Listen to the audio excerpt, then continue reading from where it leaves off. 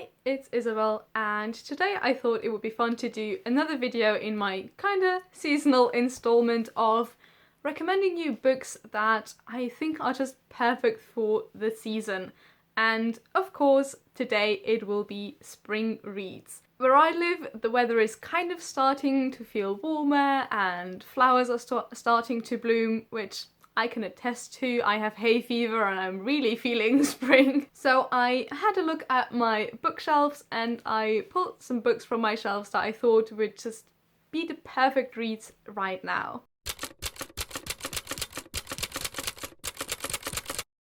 Where should I start? You know what? Let me start with the longest, because I've realized that actually all of the books that I've picked are quite short, which I think just fits with the spring theme.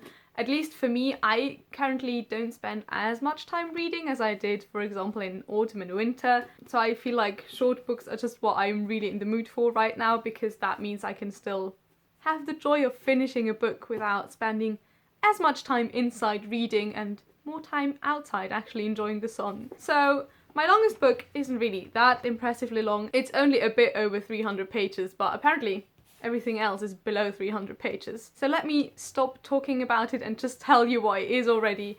It is Station 11 by Emily St. John Mandel. This might be a bit of a strange recommendation for spring. I mean, the cover doesn't really scream spring, not like some of the others do.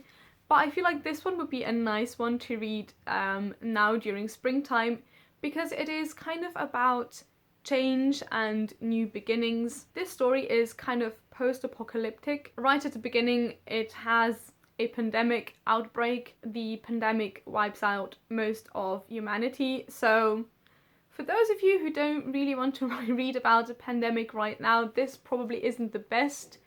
But if you can stomach it, and also maybe if you want to have a fiction book that might actually give you a bit of a, let's say, positive outlook on a pandemic, if that is even possible, I would really recommend this one, because it's a really sweet story that is mostly about how life can go on and will go on, even during hard times. And it's also a lot about the things that make life worth living, even though, as I said, we might live through some hard times. It mainly follows a group of actors and musicians who perform Shakespeare plays in this kind of post-apocalyptic world, and it's really about how art and friendship tie people together and bring joy even in these hard times. So I think this would be a nice story to read at the moment, because of its themes of new beginnings and life blossoming after a kind of winter and destructive period. And it's also a really heartwarming story, without it being kind of sickly sweet. It just, to me, kind of feels like a ray of sunshine in a book. But that is enough of me gushing about Station 11 that I just absolutely love, and I will take any excuse to recommend Station 11, even though I feel like most people at this point have already read it. But in case you haven't, or if you just need a reminder that you could also just reread it, here's my recommendation. Moving on, my next recommendation is Lanny by Max Porter. And this one is a bit of a strange book, but that also makes it feel quite refreshing, even just in the way it is written. It sometimes has text kind of wobbling over the page and words spilling off the page. The way it is written really reflects the content. So this story, if I remember correctly, is about a kind of forest creature, monster, that's kind of a thing of folklore, but one day a boy disappears in this village, and the rumor is that he has been taken by this creature. The book basically gives you all of these different perspectives and voices from all of the different people who are kind of involved in this and live in this village. So it's a real kind of mix of all of these voices, and I found that really interesting to read. And it's also really closely connected to nature, which is probably why it came to mind for me when I thought about books to read in spring. To be a bit poetic again, if I compared Station 11 to a ray of sunshine, I would say Lanny is kind of a chorus of birds singing outside your window, because you have all of these different voices weaving together to create this kind of unique narrative. Another one that has quite unique perspectives in it is Flames by Robbie Arnott. This one is set in Tasmania, and it also has a lot of themes of change and nature interwoven in the story, and also myth and folklore playing a role, because it is about a pair of siblings, and their mother, after she died, came back as a flame.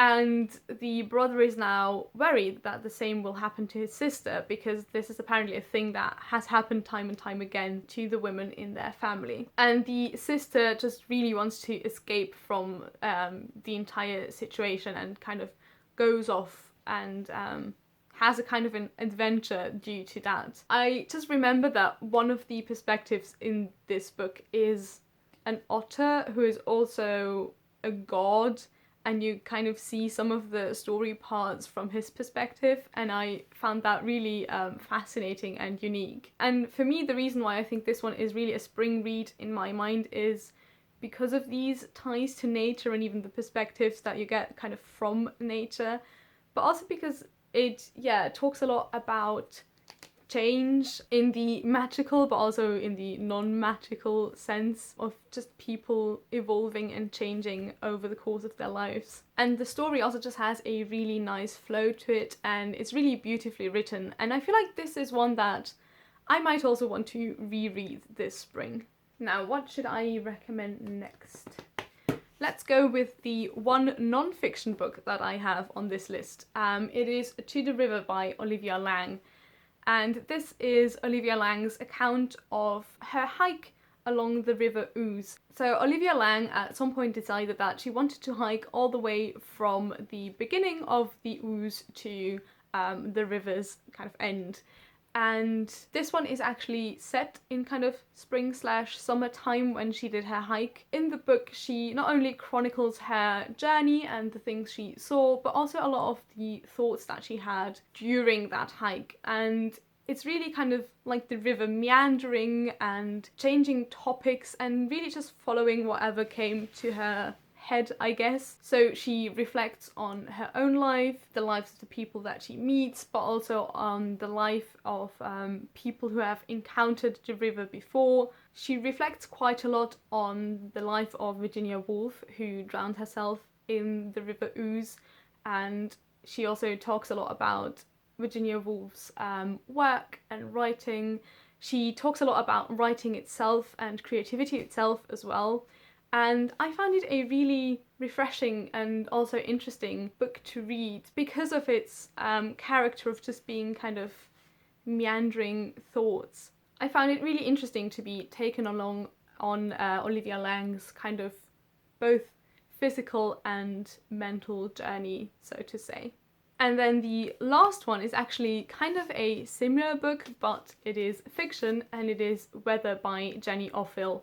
And the reason why I say it is similar is because it is also mostly just meandering thoughts and feelings that you follow in this one. Basically, the protagonist in this one is a woman who has a son and a husband, and she's working for a woman who has a kind of doomsday podcast, and she is kind of answering that woman's fan mail. But more so than being about that or actually kind of having a clear plot, it is mostly about the thoughts that this protagonist has as she's thinking about her life, the time she's living in.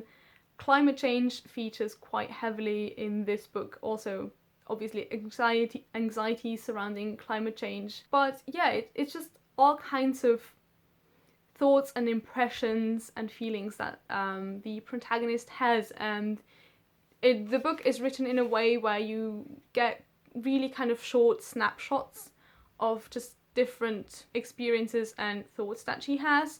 So sometimes you're a bit lost in it, but that's what I quite enjoyed, because it doesn't really lead you through the story. You just get these impressions, and then it's kind of up to you to puzzle them together and make of them what you want, basically. And again, this one is just one that I read and that I found really refreshing, which is why it kind of feels like a spring read for me, because it doesn't really follow the traditional story format, but instead just gives you snippets and just these kind of short impressions, and it's also a really quick read.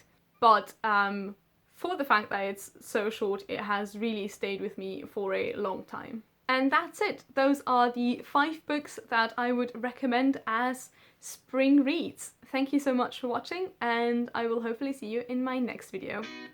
Bye!